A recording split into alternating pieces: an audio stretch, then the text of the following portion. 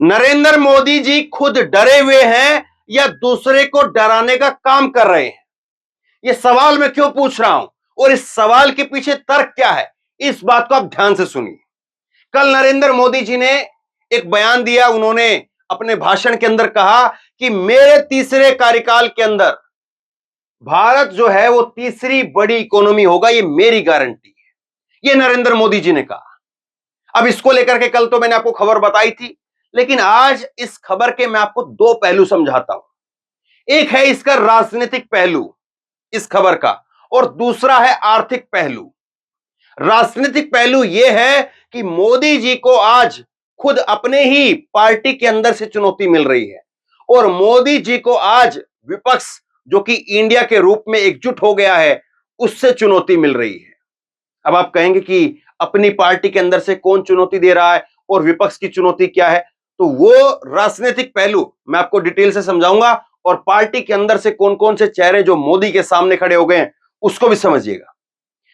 लेकिन इसका एक दूसरा पहलू है कि जो लोग उछलेंगे कि देखो भाई, मुद्दे की बात करो। मुद्दे की बात यह है कि मोदी ने यह कह दिया है कि हम जो है 2014 के अंदर, जब मैं सत्ता में आया 2014 में, तो 10वीं जो है वो इकोनॉमी थी हम, और 2000 जो है 19 में जब सत्ता में दोबारा आए तो 5वीं इकोनॉमी थे, और अब 2024 में फिर से आएंगे तो देश को जो है तीसरी इकोनॉमी बना देंगे।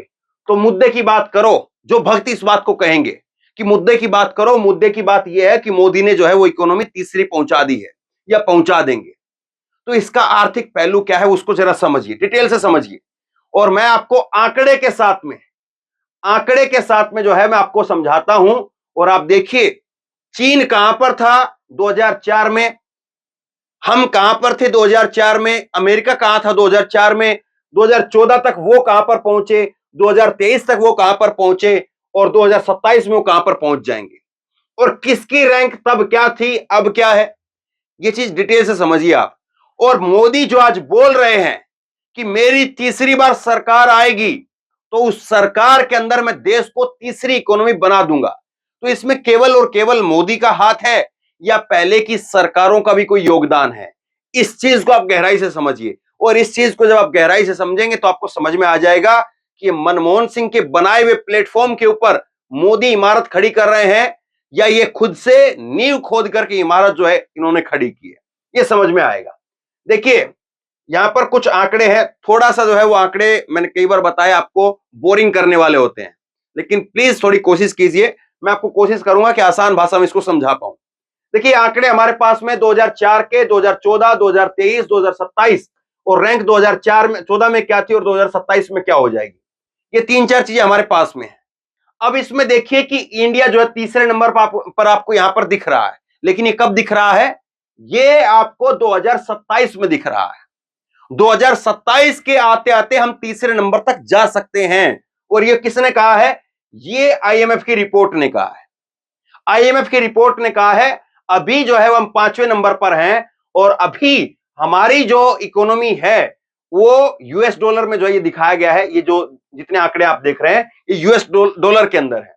हमारी जो अभी की इकोनॉमी है वो 3,737 बिलियन डॉलर है, और हमसे ऊपर कौन है? हमसे ऊपर जो जर्मनी है जो 4,309 बिलियन डॉलर है, और उससे ऊपर तीसरे नंबर पर जापान है इस वक्त में, जिसकी जो इकोनॉमी है वो 4,410 डॉलर है। ये आईएमएफ की रिपोर्ट कहती है। लेकिन जरा आंकड़े को आप 2004 से समझने की कोशिश करिए। 2004 में क्या था हमारे पास में? 2004 में हमारी जो इकोनॉमी थी वो 722 बिलियन डॉलर की थी। अब मैं बिलियन डॉलर नहीं बोलूंगा, मैं केवल ये बताऊंगा 722 रुपए, ताकि आपको समझ में आए। तो बिलियन डॉलर बोलूंगा तो आप थोड़ा सा कंफ्यूज हो सकते हैं, मैं रुपए में समझाता हूं आपको। ये आंकड़े यही रहेंगे, रुपए में केवल आपको बोलूंगा ताकि आपको समझ में आ जाए। अब देखिए, ये जो आंकड़ा है हमारे पास में जो ये 722 रुपए जो है वो 2004 में थे। ऐसे मान करके चलिए कि आपकी तनख्वाह 2022 के अंदर जो है 2004 के अंदर 722 रुपए थी। अब वो तनख्वाह 2014 के आते आते बढ़ जाती है 2,039 रुपए, यानी मनमोहन सिंह की जब सरकार आई यहां पर 2004 में, जब अटल बिहारी वाजपेयी की सरकार गई, तब आपकी तनख्वाह थी 700 रुपए। और आपकी तनख्वाह जो है वो मनमोहन सिंह की सरकार जाते जाते, तब तक उनकी सरकार रहते रहते उन्होंने आपकी तनख्वाह करवा दी 2039 रुपए।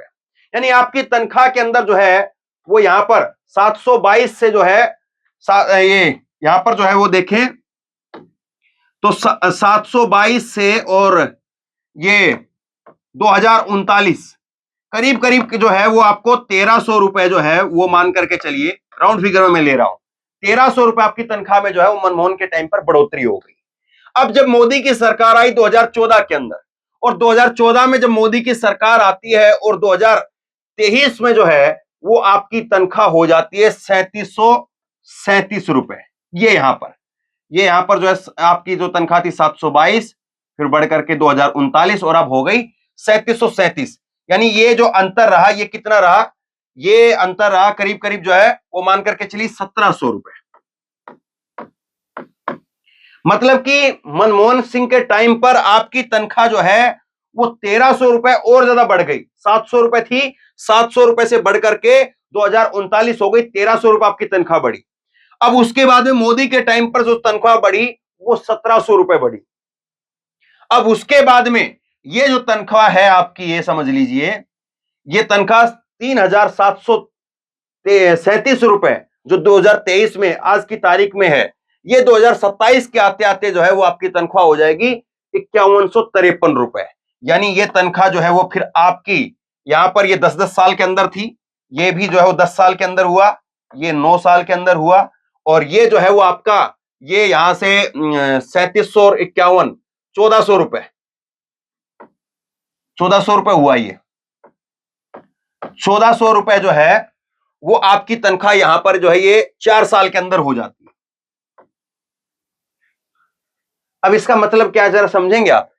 देखिए चीन जो है वो 2004 में 1949 पर था, और चीन ने छलांग लगाई कितनी, 10,524, और उसके बाद में चीन ने फिर छलांग लगाई ये 2023 के आते आते 19,374, और उसके बाद में फिर ये 25,722। यानी आप इसको ऐसे समझिए कि एक आदमी है, ये यहां पर आप समझिए यहां पर इसको, कि एक आदमी है, उसको पढ़ाया लिखाया और पढ़ा लिखा करके उस आदमी को नौकरी पर लगा दिया, और उस आदमी के प्रमोशन पर प्रमोशन होते जा रहे हैं। वो आदमी जो है वो अफसर रैंक पर जो है वो बढ़ता जा रहा है और उसकी सैलरी बढ़ती जा रही है। इसको आप इस तरह से समझिए। मनमोहन सिंह के टाइम पर देखिए, आप किसी से भी पूछिए, किसी से भी पूछ लीजिए कि 1 लाख रुपए कमाने में शुरुआत में टाइम लगता है। शुरुआत में 1 लाख रुपए जो है आपको कमाने में बहुत टाइम लग जाएगा। आपकी तनख्वाह जो है वो मान लीजिए कि 5-7 हजार रुपए है आपकी तनख्वाह है, और 5-7 हजार रुपए में से जो है वो आपका घर का खर्चा 2,500-3 हजार रुपए जो वही लग जाता है। 2-2.5 हजार रुपए जो आप कमा पाते हैं, 2-2.5 हजार रुपए आप महीने के कमाएंगे तो जोड़ते जोड़ते जोड़ते जोड़ते वो आपको 1 लाख रुपए शुरुआत का कमाने में बहुत टाइम लग जाएगा। लेकिन जैसे ही आप 1 लाख कमा लेंगे तो 1 लाख का तो उधर से ब्याज आएगा, और जैसे ही आपकी जो सैलरी बढ़ेगी, उसके बाद में जो आपका बचत करने का जो पैसा है वो भी बढ़ता चला जाएगा, और आप जो है वो 1 लाख से 2 लाख कब पहुंच जाएंगे आपको पता नहीं चलेगा। 2 लाख से 5 लाख, 5 लाख से 10 लाख, 10 लाख से 15 लाख, फिर जो है वो डबल डबल होता चला जाता है। और इसी तरह से आप देखिए कि पहले के 10 साल के अंदर मनमोहन सिंह के टाइम पर जो रेट हुआ है यहां पर जो बढ़ा है वो 1300 रुपए बढ़ा है, जबकि इनके 9 साल में वो 1700 रुपए बढ़ा। और अब जाकर के जब वो पूरी इकोनॉमी जो है बूम पर चल रही है, तब जाकर के वो बढ़ता है 1400 रुपए। तो ये प्लेटफॉर्म कहां पर किसका दिया हुआ है, इस चीज को जरा आप समझिए कि प्लेटफॉर्म जो है उसकी शुरुआत कैसे होती है। और ये मनमोहन सिंह को भी ऐसा नहीं कि केवल जो है मनमोहन सिंह ने सब कुछ जो है वो गड्ढे से निकाल करके दे दिया पूरा, जो है वो ऐसा नहीं है कि केवल वो 722 जो है वो मनमोहन सिंह अपने घर से लेकर के आए थे, ऐसा भी नहीं। उनको भी पहले की सरकारों का रहा। लेकिन एक चीज ये आती है कि, और इस बात को केवल मैं नहीं कह रहा हूं, जितने भी जो है वो आर्थिक जगत के जो जानकार लोग हैं वो इस बात को कहते हैं कि मनमोहन सिंह ने एक प्लेटफॉर्म तैयार किया था। इन्होंने भले ही मनमोहन सिंह की सरकार के ऊपर जो है वो 2G, कोयला घोटाला, फलाना घोटाला, ये तमाम तरह के आरोप लगाए। लेकिन जो आर्थिक जगत के जो वरिष्ठ जानकार लोग हैं, वो कहते हैं कि मनमोहन सिंह की सरकार ने एक बेस तैयार कर दिया था। जैसे मनरेगा की स्कीम से गांव के लोगों में जो है वो पैसा डाल करके लेकर के आए। मोदी साहब जो पहले मनरेगा को और उनको जी भर करके कोसते थे, फिर उसके बाद में अब मोदी जी को पता चला तो मनरेगा जैसी स्कीम के अंदर पैसा डालना पड़ता है मोदी जी को, और पैसा जितना मनमोहन सिंह डाल रहे थे उससे ज्यादा पैसा डाल रहे हैं, क्योंकि उसका दायरा बढ़ गया। अब वो मनरेगा पहले इतने लोगों को जो रोजगार दे रहा था, अब वो इतने लोगों को रोजगार दे रहा है। तो वो एक स्कीम जो मनमोहन सिंह लेकर के आए, उस स्कीम का फायदा जो है वो फिर अब तब ये विपक्ष में थे तो इनको लगता था, तब तो ये आधार कार्ड को भी यही बोलते थे, जीएसटी को भी यही बोलते थे, एफडीआई को भी यही बोलते थे, फिर सब चीजों पर यू टर्न लेते चले गए।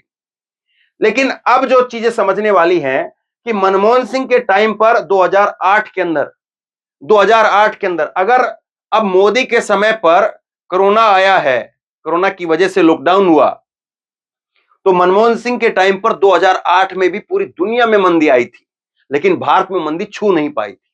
क्यों? क्योंकि भारत का जो स्ट्रक्चर बनाया गया है वो इस तरह से बनाया गया है कि उसमें जो है वो भारत एक तो कृषि प्रधान देश है, एक तो भारत के पास में बेनिफिट ये है। और आपने देखा होगा कि जब मोदी के समय पर जीडीपी जो है वो हर सेक्टर में डाउन चली गई थी, माइनस में चली गई थी, लेकिन एक ही सेक्टर ऐसा था एग्रीकल्चर का सेक्टर, जिसकी ग्रोथ रेट जो है प्लस में चल रही थी, बाकी सब माइनस में चला गया था। क्योंकि सारी फैक्ट्रियां बंद हो चुकी थी, सारे दफ्तर बंद हो चुके थे, सारे मिल कारखाने सब कुछ बंद हो चुका था, लेकिन खेत चल रहा था, किसान चल रहा था, और खेत और किसान ने ही मोदी सरकार को बचा करके रखा, देश को बचा करके रखा, और वो सेक्टर जो है प्लस में रहा। तो ये एक तो हमारे पास में बेनिफिट जो है वो इंडिया के पास में, भारत के पास में ये है कि हम कृषि प्रधान देश हैं, इसलिए जो है वो हमारे पास में दुनिया भर में भी अगर मंदी आती है, सारे कारखाने, सारी फैक्ट्रियां, सारे सॉफ्टवेयर सब कुछ अगर डाउन में चले जाते हैं, तो भी हमारा एक सेक्टर ऐसा है जिसका कोई मुकाबला नहीं है। लेकिन दुख की बात यह है कि उस सेक्टर के लिए, एमएसपी के लिए, उस सेक्टर के लोगों के लिए, किसानों के लिए वो कितना काम हुआ है, कितना नहीं हुआ है, कितने उनके लिए जुमलेबाजी हुई है, कितना उन लोगों ने प्रोटेस्ट किया है, वो आपने देखा है। खैर उस पर ज्यादा बात नहीं करेंगे अभी। तो ये चीज जो है वो आप समझिए कि कितना जो है वो किसके टाइम पर ग्रोथ हुआ, कितना किसके टाइम पर ग्रोथ नहीं हुआ। तब आपको समझ में आएगा कि जो मोदी आज बात कह रहे हैं, मोदी ने अपनी तरफ से नहीं कहा है, या मोदी नहीं कह रहे हैं, ये आईएमएफ की रिपोर्ट कह रही है। और ये आईएमएफ की रिपोर्ट जो है वो साल दर साल जो है वो तमाम तरह के जो डाटा है उसको इकट्ठा करती है, और उसके बाद में अपनी रिपोर्ट जो जारी करती है। तो आईएमएफ की रिपोर्ट कहती है कि ये जो है वो भारत का जो इकोनॉमी है वो बढ़ते हुए 2027 तक जो है 5,153 हो जाएगा। लेकिन अब इस चीज में जो है वो थोड़ा सा समझने वाली बात है। देखिए, एक होता है तीसरा नंबर, एक होता है तीसरा नंबर। अब आप कहेंगे दोनों बात तो एक ही है, बिल्कुल दोनों बात एक है, तीसरा और तीसरा दोनों एक ही चीज है। लेकिन समझिए जरा, पहले नंबर पर अमेरिका है, और अमेरिका की जो यहां पर जीडीपी है वो कितनी है, growth 31,092 billion dollar, 31,000 billion dollar है। उसके बाद में चाइना की जो है वो 25,700 बिलियन डॉलर है। और तीसरे नंबर पर अगर हम आ भी जाते हैं तो हमारी जो है वो यहां पर होगी वो 5,000। एक आदमी की तनख्वाह जो है वो आपके दफ्तर के अंदर आप जहां पर भी काम करते हैं, उसकी तनख्वाह एक आदमी की 31,000, दूसरे आदमी की 25,000, और तीसरे आदमी की तनख्वाह है वो 5,000। कितना अंतर आप बता दीजिए। और कहां कहां पर उनकी कुर्सियां लगी होंगी, और कहां कहां पर वो बैठते होंगे, और क्या क्या काम करते होंगे, उनके काम में कितना अंतर होगा।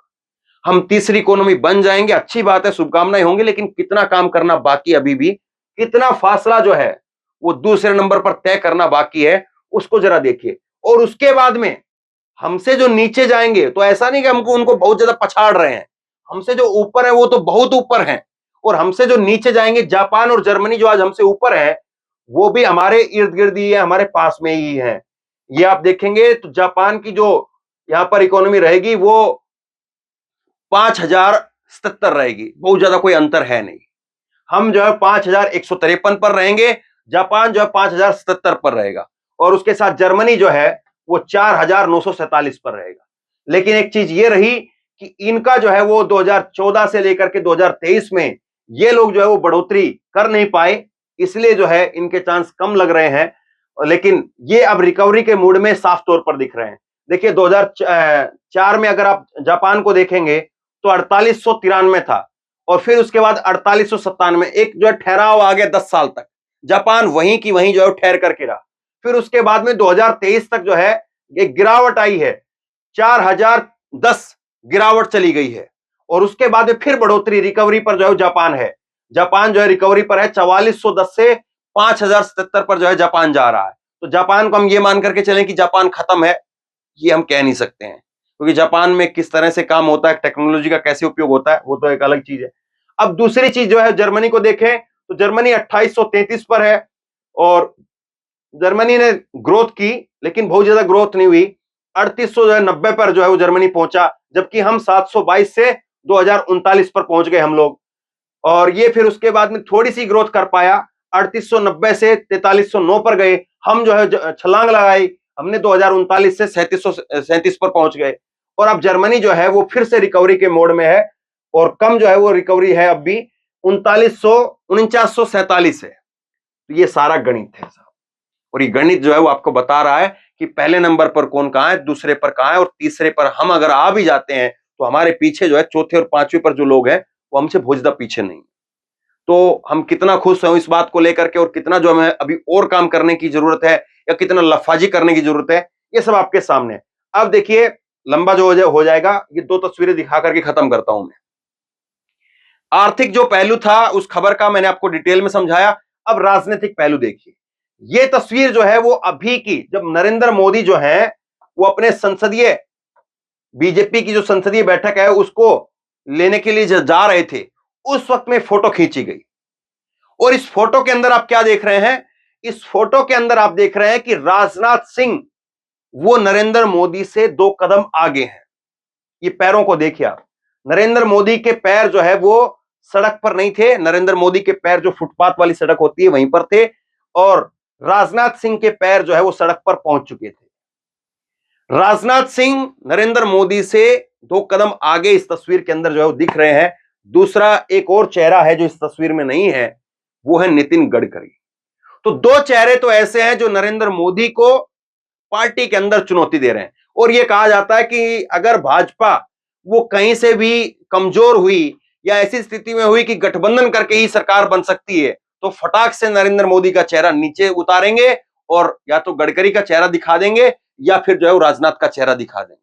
क्योंकि मोदी अगर डाउन हो जाते हैं तो मोदी के साथ में कोई नहीं आना चाहेगा, फिर गडकरी के साथ में ही लोग चल सकते हैं, या फिर राजनाथ के साथ लोग चल सकते हैं। तो एक तो मोदी को जो चुनौती है वो पार्टी के अंदर है, दूसरी चुनौती जो है वो ये है, ये 2014 से भी अलग तस्वीर है और 2019 से भी अलग तस्वीर है।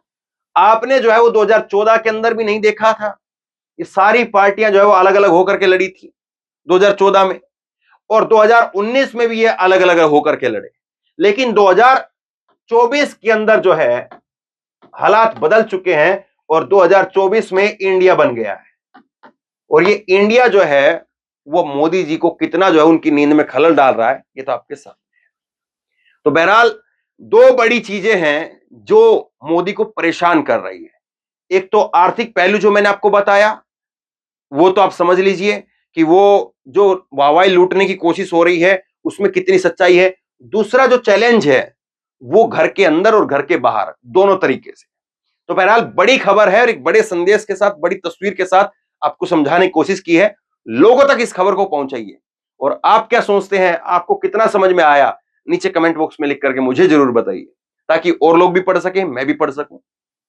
और इसी तरह की तमाम खबरों के लिए ऑनलाइन न्यूज इंडिया को सब्सक्राइब कीजिए, साथ में जो बेल आइकन है, घंटी है, उसको जरूर दबाइए, ताकि जैसे ही कोई खबर अपलोड करें उसकी नोटिफिकेशन सीधे सबसे पहले आपको मिल सके। और अगर ये वीडियो फेसबुक पर देख रहे हैं तो फेसबुक पर हमारे पेज को लाइक कीजिए, फॉलो कीजिए, और इस खबर को शेयर कीजिए। धन्यवाद।